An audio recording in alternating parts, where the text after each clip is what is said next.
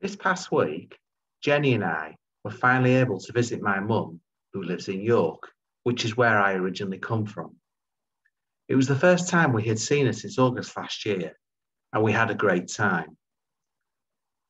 Whilst we stayed there, we stayed in a pod, basically doing what has become known as glamping, on a lovely site just outside the city.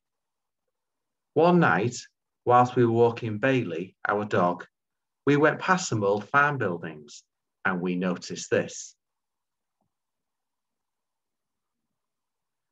It was a hot early evening and the building had no doubt seen better days. But, whether by accident or design, there were these lovely flowers growing through the concrete where the wall meets the floor. I was struck by the beauty of something so simple. Through the dry cracks, creation was breaking through. It reminded me of a number of passages in the Psalms and Isaiah of God breaking through in the dry desert, including Psalm 63, which is our reading today.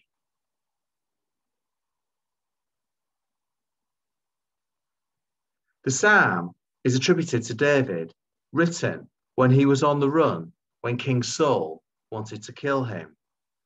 David was hiding in the desert of Judah, or the wilderness of Judah as it is sometimes known. It is an area to the east of Jerusalem and descends to the Dead Sea. It is where John the Baptist undertook his ministry, and it's likely where Jesus was for his 40 days and nights when tempted. For David, it was an ideal place to hide, but it was dry. We read David saying, "I thirst for you. My whole being longs for you in a dry and parched land where there is no water." But in all this dryness, David recognizes life. He saw God's love as better than life itself. He has seen God's glory despite being in the desert. He sees God in the watches of the night. He recognizes justice belongs to God, not to himself. And he sees God's help and protection. David says, "Because you are my help, I will sing in the shadow of your wings." That image of God surrounding David with his wings, because David trusts him, is powerful.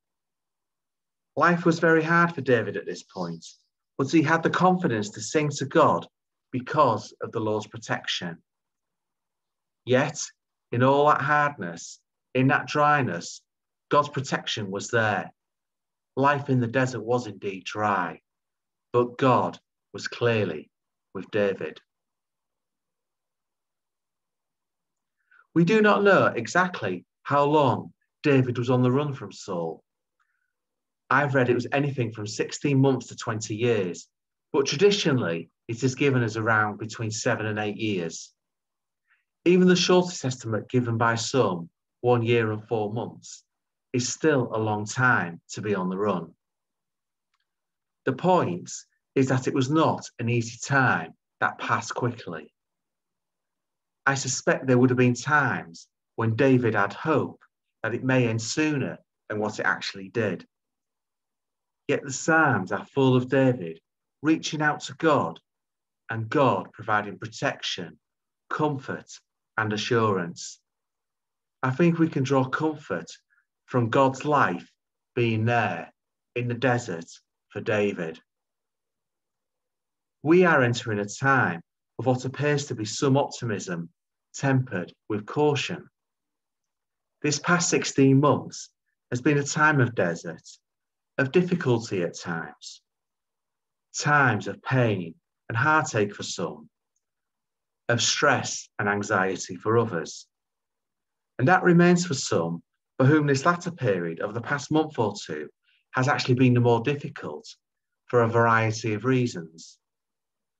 One reason for some has been a catch-up effect where the last year has suddenly caught up, causing dryness and exhaustion. Yet there has been plenty of life as well.